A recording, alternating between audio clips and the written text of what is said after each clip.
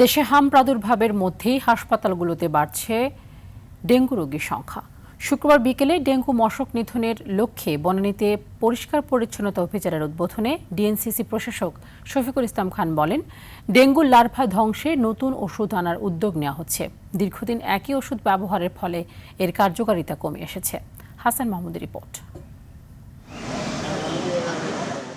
প্রতিদিনই বাড়ছে ডেঙ্গু রোগী।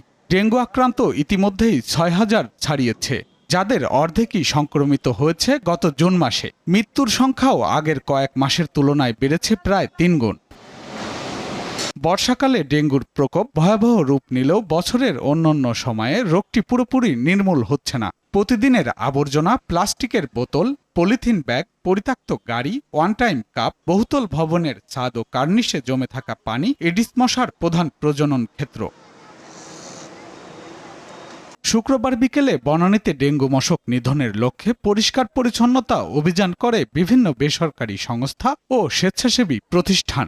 বলেন, ডেঙ্গু ও মশাবাহিত রোগ প্রতিরোধে সরকারি ও সামাজিক পর্যায়ে নিয়মিত পরিচ্ছন্নতা অভিযান চলছে। পাশাপাশি প্রতিটি নাগরিকের নিজ নিজ জায়গা থেকে সচেতন হওয়া অত্যন্ত জরুরি। একসাথে প্রাইভেট সেক্টর, সরকার এবং জনগণ যদি কাজ করে, আমরা এই পরিষ্কার পরিচ্ছন্নতার যে চ্যালেঞ্জটা, এটা আমরা অ্যাড্রেস করতে পারব। ঢাকার যেসব অপরিচ্ছন্ন লেকগুলো আছে সবগুলো আমরা পরিষ্কার করার একটি উদ্যোগ নিয়েছি। প্রায় 500+ ইন্ডিভিজুয়ালস আজকে আমাদের ক্যাম্পেইনের সাথে যুক্ত হয়েছে। এ সময় ঢাকা উত্তর সিটি কর্পোরেশনের প্রশাসক শফিকুল ইসলাম খান বলেন, বিভিন্ন সরকারি কোয়ার্টার ও নির্মাণাধীন ভবনগুলো ডেঙ্গু মশার প্রজননের অন্যতম হটস্পটে পরিণত হয়েছে।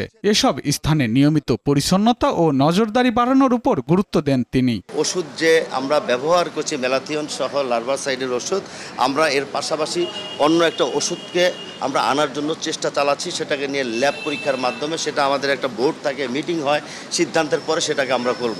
নগরবাসীকে একটু এগিয়ে আসতে হবে। আমরা পরিষ্কার পরিচ্ছন্ন, যেখান থেকে মশার জন্ম হয়, সেটা আমার বাসার সামনের ময়লা, আমার দোকানপাটের সামনের ময়লাগুলো আমরা যদি নিজের নিয়ন্ত্রণে রেখে একটা নির্দিষ্ট জায়গায় রাখি, সেই মশা থেকে আমরা ইনশাআল্লাহ মুক্ত পাবো। সুয়ারেজ ব্যবস্থার উন্নয়নে গুলশান বাড়িধারা খালের অধিকাংশ লাইন অন্যত্র সরিয়ে নেওয়ার উদ্যোগ নেওয়া হয়েছে বলেও জানান তিনি। হাসান মাহমুদ, RTV, ঢাকা।